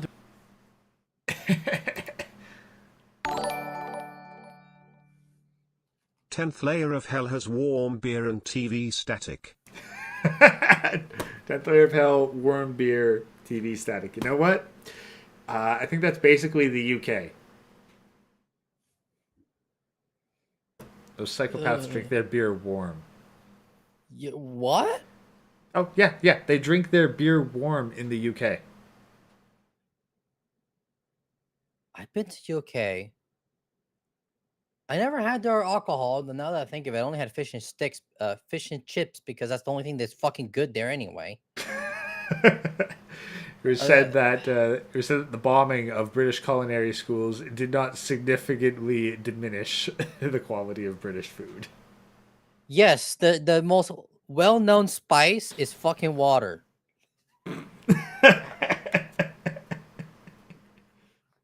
I need some extra spice. I got you, Joe. Here's some water. God, here's the thing. Just dunk it, man. I need the extra spice. Just dunk it. This was actually something that just kind of blew my mind. But apparently, in the UK, there is a restaurant that serves the exact same food that they ate when food was heavily rationed during World War II. Is it like one bean? It's like a really weird, like, soup kind of thing. Like the kind of stuff that would make oatmeal look delicious. I mean, anything. But look, if you mention anything about the UK, I assume it's shit. Yeah, but like even amongst the UK, this stuff looks like uniquely levels of disgusting. Because like, keep in mind, the stuff you've had in the UK, this is when they have a relatively healthy economy and an abundance, and they're not rationing. And also, just to quote someone, just some random guy, it's rat soup. Man, that's an insult to rat soup. That will taste way better than what the hell they serve in the UK, okay? Yeah, no, like rat soup is a step up from this. Like, I think it's like some sort of weird mushroom. I gotta go look this up. I actually gotta look this up. I mean, look, we already know that they're banning meat anyway, so it's not gonna be approved and licensed. Got a license to eat that bird?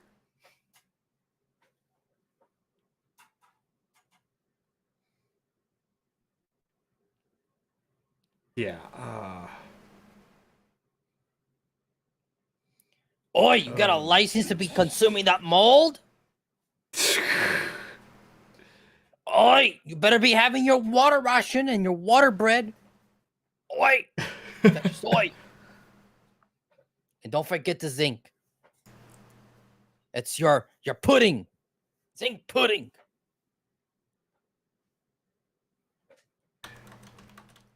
I mean, they already want us to eat the bugs. That doesn't surprise me, really. Oh, yeah. Now, like, that's the thing. Like, what they want us to eat now makes the whole corpse starch stuff from 40K look actually decent. How the hell did we... Like, reality is scarier than fiction. Because when you look at, like, the 40K universe, you're like, man, this is a hellhole. This is the worst. And then you look at today's world, it's like, wow, we're not that far off. We're really not. Yeah, no. I mean, we just don't necessarily have a high enough casualty count to feed people with corpses. Sorry. Yeah, but that's protein. You're not allowed to have protein. You're not allowed to get gains. That's illegal. Yeah, like Jeez, yeah, I mean, this is why they're trying to ban AI, because imagine AI with the common people. Like, I did a lot of research on that. The why they're trying to ban and restrict AI, it's simple. Because the common man can use it. That's it. Yeah. Yeah, like anything that gives power to a large number of people that they don't want. Yeah, because here's the thing. I do see the reason why you want to restrict AI. But in the real world, people are just going to abuse it. So you might as well just let everyone have it. Just throw it out. It's the best option. Like, I'm not going to trust the government or some corporation to have all power over AI. Hell no. Give it to every common man and make that shit work, man. Just do it. No breaks. Yeah, I cannot find what the heck this stuff was, but it was like it looked like the most foul, creamy white soup. And honestly, I'm sorry, but after discussing, after mentioning warm beer, I have to go get a cold ale just to wash the freaking thought out of my brain. I will be right back. But yeah, while I'm getting tortured in my mind. Well, don't worry. The video is going to play while I step aside, so you'll have something to distract you. Oh, thank there God. Is one Please thing that you save me. definitely need to install, and that is the Jupyter Notebook. And for this, you're gonna run the following commands: pip install Jupyter and pip install Notebook. Now, I'm not gonna do it because I've already done it before, and these two commands will install the Jupyter Notebook application onto your computer. And this is what we're gonna use to run Bark. Because now that you've installed everything, and you have the Jupyter Notebook installed also, so each time that you want to run Bark, you're gonna come here inside the Bark folder, click on the folder path, type cmd, press enter, and here you're gonna type Jupyter Notebook, and then press enter. And as you can see, automatically this will launch the Jupyter Notebook inside the new browser tab. And if you already used a Google Colab Doc before, or if you've ever used RunPod, this interface will be very familiar. But don't worry, even if you never used it before, this is very simple, because to run Bark, all you need to do is just click here on New, Python 3, and this will open a new notebook. So then you're gonna go back to the Bark GitHub page, under Usage, you're gonna click on this little icon right here to copy all of these lines of code, and then inside your Jupyter Notebook, in the first cell, you're gonna press Ctrl V to paste all of these lines of code. And, well, we are pretty much done. Because now all you need to do is just replace the text prompt. So maybe I'm gonna put something like this. Again, make sure that your text prompt is between those 3 quotation marks. And then to generate the audio, all you need to do is just click on this little round button right here. And this will run the selected cell. And if you wait a little bit, a few seconds later, Bark will start generating your new audio file. And this is the final result. Hello humans, my name is Kay, your AI overlord.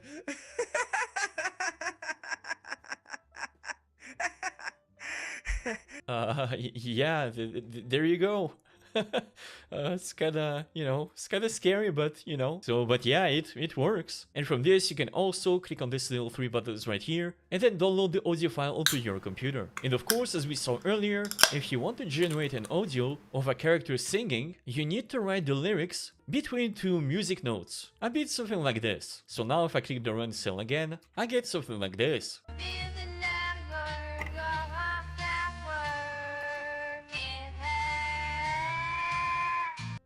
Yeah, that was kinda weird. So yeah, it's definitely not perfect, but hey, at least it runs. And of course, if you want to choose a specific speaker, you need to use this additional argument, history_prompt equals, and then the name of the speaker. Okay, so we can select individual speakers. This is where my thing is. How do we train our own? Because that's what really set 11 Labs separate, is being able to create custom speakers.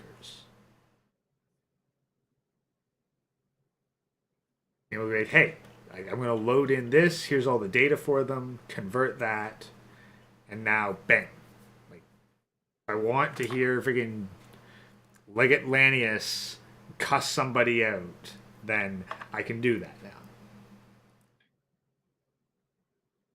In other words, can you do magic? Well, I mean, at this point, yes. At the very least, I've become more skilled in necromancy, considering the amount of dead people that I'm getting to talk. I mean, that's the thing. We have so much media, and it's just we have everything we need to make infinite media, from at worst mediocre to excellent. Like for amazing, you're still going to need probably some human touch. But that's the key point. Some human touch. It will only be the top of the top of those with artistic abilities that are able to actually make anything. And then guess what? The AI is just going to assimilate it, and now they're going to make something better than you, because that's what they're programmed to do. The bar will just keep raising until at some point humans can't reach it. Well, no, that's the thing, because the AI is, at the end of the day, still a tool. Like, basically, it doesn't matter how tall your ladder gets. A human can always be taller than the ladder. That's true. I'm just being, what is the word? Exaggerated. Anyway. Warm beer. And you need to put this argument right here. So this will look something like text_prompt, comma, history_prompt equals, and then the name of the speaker. And you can find all the names of the speakers right here, which basically makes it very easy to have an audio generated with the same character. And here's another final result. Hello humans, My name is Kay, your eye overlord. Oh my god. That was terrifying. Beautiful. Beautiful. Yeah, oh my Someone needs god, to make a horror Jesus. game. Was not expecting this one, but I mean, in a way, that's kind of what an No, This actually. this should be used in a horror game. I'm telling you, the first AI game is gonna come out is gonna be horror. Why? Because it just fits perfectly. You know, I think that there's actually a lot of potential here for AI horror. Like, do you remember when like Slenderman videos were all the rage? Yeah, and I'm thinking about Soma right now too. But I'm just thinking like a YouTube video series. It's like people have done like weird sort of creepypasta kind of stuff, but if you did that with 100% AI, Oh, basically just have a robot or a bot make nonstop YouTube creepypasta video. Just yes, inject it to me, yeah, like and you know it's hey, gonna be original. like that's the thing. Like all you have to do is be like, hey, I was sent this link to my email. I clicked on it, and then I received this video, and then it just puts out one of these AI generated like nightmare fuel shit, and then you just produce Customizable. Yeah, and then you to just you. produce. Yeah, I think you just you produce more and more of it. Like every single like week or whatever, a new little thing comes out, and you're like, yeah, this came out, so.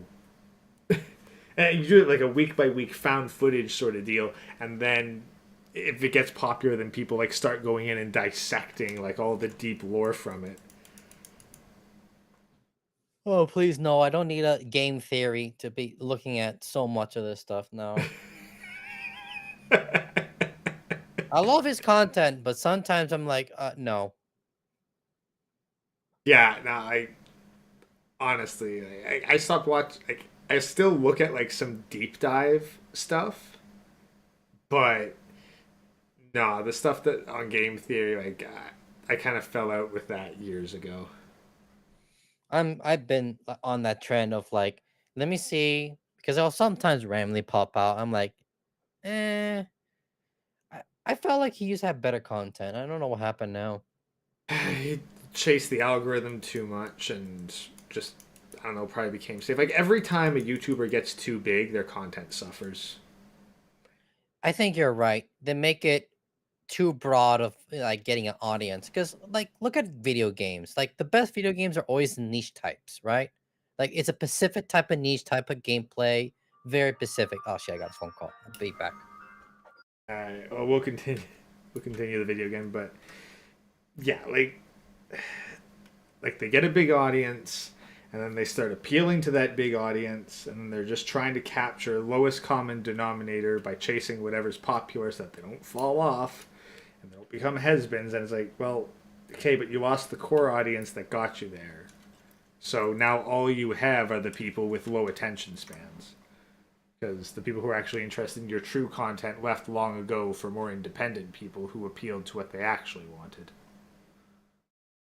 an AI overlord would sound like, so I mean, yeah. Now that's great and all, but unfortunately this entire installation is very complex, especially for some people, and also there is no UI. I mean, I suppose it's fine, you can use the Jupyter notebook, it's very easy to use, but this would be so much better if there was a web UI. Well, actually, there is. And not only there is a web UI, there is also a one-click installer. Exactly as if this was Stable Diffusion or the Ubabuga Text Generation web UI. That's right. And it is very, very, very easy to install, I promise. And for this, all you need is just click the link in the description down below, you're gonna arrive on this page. Then you're gonna click on the one-click installer. Then down here, you're gonna click on Assets, and then you're gonna click on the bark_web UI. And then once you've downloaded the archive, you're gonna extract it. So for this, you're gonna right click, extract here, then you're gonna go inside that folder, and then you're gonna simply double click on the run.bat file, which will start downloading automatically all the files that it needs to run on your computer. Simple as that. And when they ask you if you have a GPU, you're gonna press Y and then press enter. And again, this will automatically download all the files and requirements that it needs to run on your computer. Now I'm not gonna do it because I've already done it before and it does take some time, but in the end you should have something like this, and then all you have to do to run Bark is to double click on the run.bat file, which will then give you a local URL that you can open by holding Control and then left click. And there you go. Now we have Bark text to audio model running on our computer inside a web UI. And all of that in one single click. So that's pretty cool. And to use it, it's very easy. Here you're gonna input your prompt, then select the voice, and then simply click on launch. And in a few seconds, you should have something like this. Hello humans, my name is Kay, your AI overlord. Oh, okay. Okay. And you can, of course, again, click on these little three buttons right here and then download it on your computer. Or instead, you can simply go to the Bark folder and then grab the audio.wav file. This is the finished audio. Now that's great and all, but unfortunately there is a small problem with Bark. Because for example, if I input this entire text and then click on launch, for example, it gives me something like this, and if I click play... Bark is a transformer-based text-to-audio model created by Suno. Bark can generate highly realistic, multilingual speech, as well as other audio. To support the research community, we are providing access to pre-trained... As you can see, it did not manage to generate this entire long sentence. And that is because Bark has a limit of 15 seconds of audio, meaning that you can only generate 15 seconds of audio in one single go, which is very annoying. However, there is one solution, and that is by using the third installation called Bark Infinity, which will allow you to generate way longer audio with a bunch of cool new voices. And installing this is actually very easy. Again, you're gonna click the link in the description down below, you're gonna arrive on this page, then you're gonna scroll down until you see the Get Started section, then you're gonna select this line, Ctrl+C to copy it, then go inside your folder, click on the folder path, type cmd, press enter, and then press Ctrl+V to paste the command line, and press enter. And this will clone the entire repository onto your computer. So then you're gonna go back to the GitHub page, select the second line of code, which says pip install sound file, Ctrl+C to copy it, and then in the same command line window, you're gonna press Ctrl+V to paste the command line, and then finally press enter. And, well, we are done. Because now, to run this, you're gonna go inside that folder, then copy this entire line of code, again click on the folder path, type cmd, press enter, and then press Ctrl+V to paste this entire line. Now what you need to know here in this line is that the first section, the python bark_perform.py, is the command that allows us to run the bark_perform.py file, and then followed by a bunch of arguments, such as the text prompt, which is obviously where you're going to input your text, and then another argument, such as split_by_words, which will basically breaks the text prompt into less than 14 seconds audio clips every X words. So in this case, it will break the audio for every 35 words. And you can also, of course, use other command lines, such as the history prompt, which is where you're gonna input the name of the speaker. And if you want to see a list of the speakers, you're gonna use this --list_speakers argument to see a list of all the speakers currently available. So for example, to see a list of all the speakers, the command line will look something like this. That's the thing. Listing the speakers is one thing, but how do you create more speakers? That's what I'm curious about, because if it's something that can be done relatively easily with enough audio file samples, like, I don't know if it's going to be replacing 11 Labs, but it's going to be giving it a run for its money. Python bark_perform.py --list_speakers. And if you press enter, you will see here a bunch of names of the speakers that are currently available. And there are a lot of them, like a lot. And now let's say that you want to use, for example, the cartoon extreme. This is how this command line will look like. Python bark_perform.py --text_prompt, then you're gonna input your text between quotation marks, then --history_prompt, which is the name of the speaker. In our case, I decided to use the cartoon_extreme that we saw earlier, and then we're gonna use the -- split by words 35. That's gonna split our audio every 35 words. And for this example, I'm actually gonna use a longer text prompt just to show you the final result. So maybe something like this. And now if I press enter, in a few seconds, it will start generating my audio file. And there you go. And now if you want to listen to the audio, you're gonna go to the _samples folder, and then here you will see your final audio. No, don't do that. Can't you see I'm busy? Just go away. I have no time for your shit again. I'm way too busy to study for my exam, so go away now. Well, that was weird. Definitely weird. Also, maybe my text was not long enough because this was only a 13-second audio. So let me try something maybe a little bit longer so that you can see that indeed this can create longer audio. So I'm just going to use that text for example. Then again, paste it right here, then press enter, and there you go. And now if you go to the _samples folder, we can see a 24 seconds audio file, which is, well, obviously way longer than a 14 seconds file. And now if we listen to it, Bark is a transformer-based text-to-audio model created by Suno. Bark can generate highly realistic multilingual speech as well as other audio, including music, background noise, and simple sound effects. The model can also produce nonverbal communications like laughing, sighing, and crying. To support the research community, we are providing access to pre-trained model checkpoints ready for inference. So yeah, there you go. Using the Bark Infinity repository, you can now create super long audio files using a bunch of super cool voices. And here's actually a super cool trick for you. If you want to increase the quality of the audio generation, you can use a free audio enhancer tool like Adobe Podcast. So you're gonna arrive on this page and... Okay, so Adobe Podcast, apparently free voice enhancer. That's good to think about. Well, alright, let's see where it's going. Either click on drag an audio onto this section or click upload, then you're gonna upload your audio file, and this will automatically enhance the speech of that audio file. And this is the final result. You can also here check and uncheck to see the difference before and after the enhancement. So take a look.